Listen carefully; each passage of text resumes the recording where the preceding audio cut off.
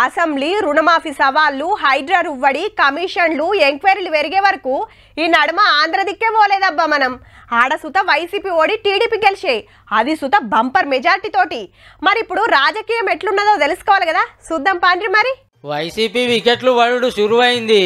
మోపిదేవి వెంకటరమణ బీద మస్తాన్ రావు సార్లు రాజ్యసభ ఎంపీ పదవులకు పార్టీకి రాజీనామా పెట్టిండ్రు ఒక్కపారే.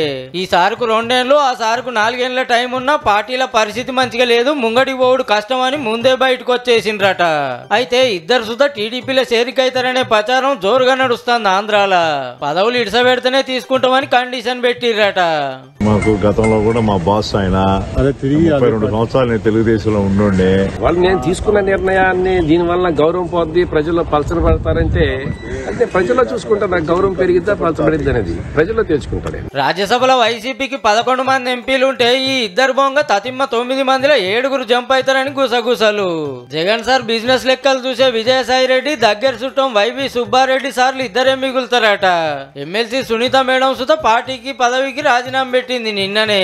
గమ్మత్ ఏంటంటే టీడీపీ ఓడిపోతే ఆ పార్టీ ఎంపీలు బీజేపీలకు తుంకుతే ఇప్పుడు వైసీపీ ఓడిపోగానే ఈ ఎంపీలు సైకిల్ ఎక్కేతానికి లైన్ కడతాండ్రు. పవర్ అమ్మా పవరు.